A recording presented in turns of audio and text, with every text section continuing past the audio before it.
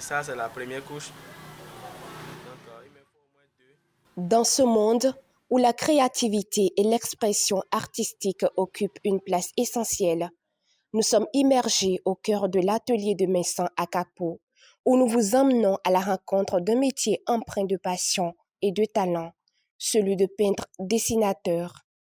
À travers leurs coups de pinceau et leur sensibilité artistique, ces artisans du beau nous entraînent dans un univers où les couleurs et les formes se mêlent pour donner vie à des œuvres d'art uniques.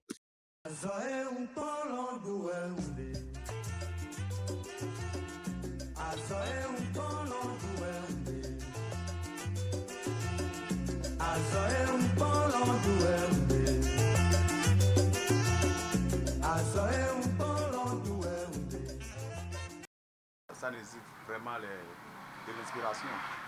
Il faut s'inspirer. L'inspiration, ça peut être seul. Tu peux être seul et l'inspiration vient, tu dessines quelque chose qui est très bien, très agréable. Ou l'inspiration peut partir d'un autre tableau, d'une autre image. Et à partir de ça, tu n'as pas besoin de répéter la même chose, mais tu t'inspires de ce que l'autre a fait et tu réalises ce que tu peux faire. J'ai de la passion pour l'art. Et quand je vois des gens dessiner, ça me motive beaucoup de travailler, de devenir comme eux.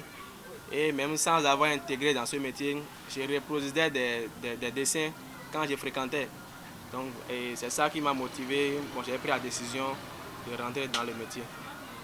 Dans l'objectif de combiner le beau et l'agréable, le métier de peintre-dessinateur exige une maîtrise technique précise et une créativité sans limite.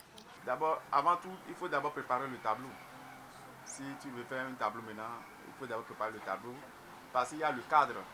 Il y a le cadre, le support. Le cadre, il faut d'abord mettre le tissu sur la cadre et mettre assez de peinture pour 2 couches au moins, voire 3. C'est les préalables au fait. Avant de commencer par dessiner quelque chose. Ou bien si c'est un mur, tu es obligé, censé de préparer le mur. Tu prépares correctement le mur avant de commencer à travailler sur le mur. Chaque œuvre nécessite une réflexion préalable, un choix des matériaux et parfois même des recherches pour obtenir le rendu souhaité. Et chaque œuvre ou bien chaque réalisation nécessite certaines choses. Et particulièrement ce qui concerne le Jésus que j'ai fait. Donc j'avais utilisé une toile. Donc juste il y a des menuisiers qui nous font la concession des cadres. Et nous-mêmes maintenant nous allons toiler ça avec des tissus et passer la peinture sur ça. Donc j'ai utilisé foam pour passer sur le toile. J'ai utilisé aussi des peintures à huile selon les couleurs que le dessin nécessite afin de reproduire intégralement le Jésus que j'ai fait.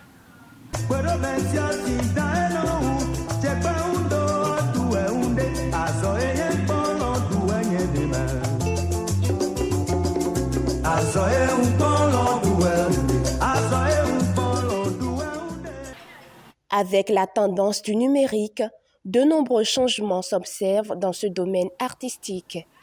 Au fur et à mesure que le monde évolue, donc nous connaissons aussi des changements dans le métier.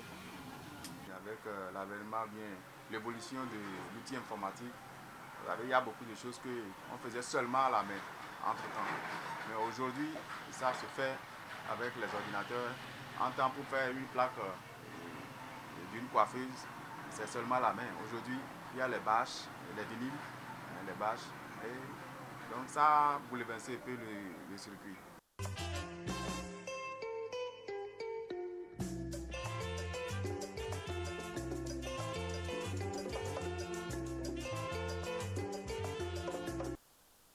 Bien que ce travail puisse être une source de revenus pour de nombreux artistes, il devient essentiel pour eux d'être polyvalents. Pour diversifier leurs compétences, certains professionnels s'ouvrent à d'autres domaines comme la sérigraphie, un complément utile qui leur permet de multiplier les opportunités.